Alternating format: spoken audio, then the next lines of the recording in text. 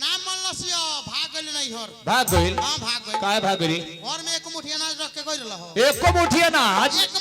नहीं चुप बाहर जाए से पहले पाव भर चाउर खरीद के गई रहली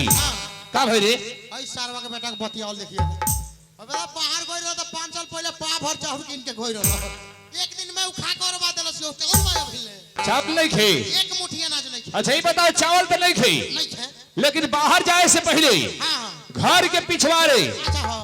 5 कट्ठा मकई बो के गई रहनी उ मकई कौन सी भइल बाप रे भैया हो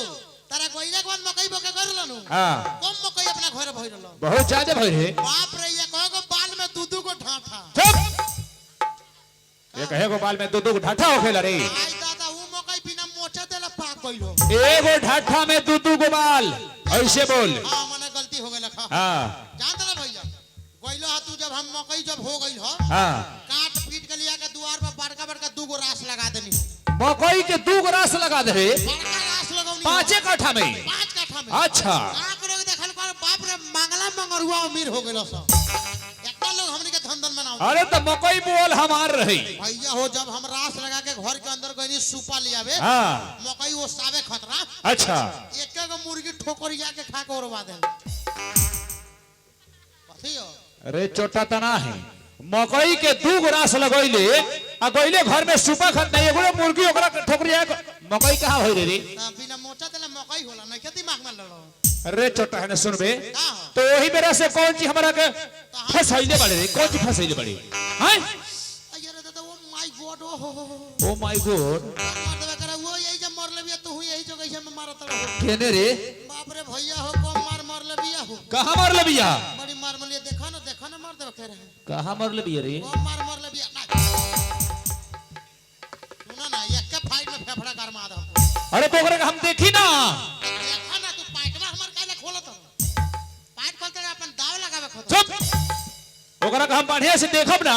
कि घाव कहां मर लेबिया तो ओकरा इलाज कैसे कराएम हमरे भैया हो बड़ी मार लेबिया हो दादा के मर लेबिया मार देबे करे हमरे के भौजी मरलसियो तोरा के मर लेबिया हमरे के मरलसी तारे के गरियौलसी घर के इज्जत मोटरी में बांध के लेके बहर गइल भी तोरा के मर लेबिया अरे मोरी हमरा गरिए लेबिया गरियौलसी आ घर की इज्जत मोटरी में लेके भागल बिया लेके भाग गइली ये काम कर हां भैया लाठी उबराओ लाठी ऊपरा लाठी लेके आओ कहीं से लाठी मर दे आदमी का भाईवा हमार हो तोरा के मर लेबे तोर भौजी नु हां हां इतना दिन हो गए हमने दोनों भाई के बीच में अच्छा हां भैया हम तोरा के छुअली ना और कहां के मेहरारू आके हमार भाई के मारी हां भैया बड़ी मार ले लाठी लेके आओ लाठी लेके आज देख तोर बदला हम तो कैसे लेत हई ए भैया का रे भौजी के मारबा तू एकदम मरबे करे हमार बदला लेबो एकदम मर पे मर मर दे आदमी कौन मर्द होबो कौन मर हां हां हां गहुवनवा मर है गहुवनवा ओहो तबे भाईवा हमार फूफी आता फोई कोइला बा आज ये लाठी से हां मार के तोरा भौजी के कपार फाड़ दे सुना ना तो हमरे कपड़ा फाड़ ना दो ओकरे के मारे के बाकी हमरे के मारे के अरे तोरा भौजी के बारे में बताओ कहां गेल बिया ओकरे मारबा नु हां मरबे करे चल भैया भागल बिया उठालो सी पेटी भागल बिया खेता खेती चल दिखाओ कहां बिया हमरा की आ भैया हो गल मर मुझाई के रे ओई बेर से पैदल चलत रहत हमार गोड़ दुखा गई होते कौनो हो सवारी गई। ना मिलता यही बताओ कैसन साड़ी पहन बिया रे पियर पियर तनी और दूर आगे चल तनी आगे कहीं टेम्पो पे मिली तो पकड़ के चल जाए चल तनी आगे कहां बिया रे होते अरे कहां गेल बिया अपन मौसा घरे देखत रहो अरे अपने दादा की हम बताओ तोरा जाके आगे से बाएं घूम गली हो बाएं घूम गइल तेरे का बुझाता अरे बाएं घुमा तू ना कहले बाएं घुमाल चोटा तना है पीछे पीछे पीछे पीछू पीछू केकरे पीछे हमार पीछे तोरे पीछे पीछे मार एक काम कर दे एकदम टिप के मर जे भैया एकदम टिप के ओकर एक मारे हां ओकरे के मार मार पीछे बिया नु हम कोकरी जाता पीछे बिया नु एकदम तोरे पीछे चल हट हट हट हट मार मुआ दे भैया हट मार दे चले जा होता अरे आई तोर भौजी ही अरे जा आई तोर भौजी ही हो ये कौन भौजी एकरा मुड़ी में रोवे नहीं करे सारा रोवा एक और झोर गइल बा का ए भैया ई भौजी ना ये भौजी के भाई होवनी छोड़ हे तो हमार सार लगे लगी अरे सुन कहा भैया तोरा भौजी कहा है तो अपन भौजी के बताओ कहां बिया एक मर्दबा होने भाग के चल चल बताओ कहां बिया हो दे कहा रे ए जी तभी कोई मोटरसाइकिल से हमरा के चौकुआ पर छोड़ना दिलवा जे हम चल जाई। आवा है ट्रैक्टर के हुडा पर बैठ के जाई। आई तर भौजी है रे एने आओ। ये ही हो मार मार मार मार मार मार मोगो मार मोगो मार रे। चुप उन वाला कोई के मार के मुआ देता मार ना। आज तोरा कहले अपन मेहरारू को हम मार के मुआ दी त कल से तू हमार काम चलाई दे। सुना ना तुझे में का सोचत वो में का हम नानू होई। अरे कोहे के मतलब खाना बना के तू खियाई दे पानी तू ले आन के देबे हमरा के। ई कौन हम कोई लगे सुते कहत री। ए अरे सुन मार मोगो मार रे। ए मंगरू अरे सुन कहो हम कितने जोर से खिसियाली नु कितने जोर से खिसियानी आ तोरा भौजी की एक झलक देखे नी हमार पूरा खीस खत्म हो जाला।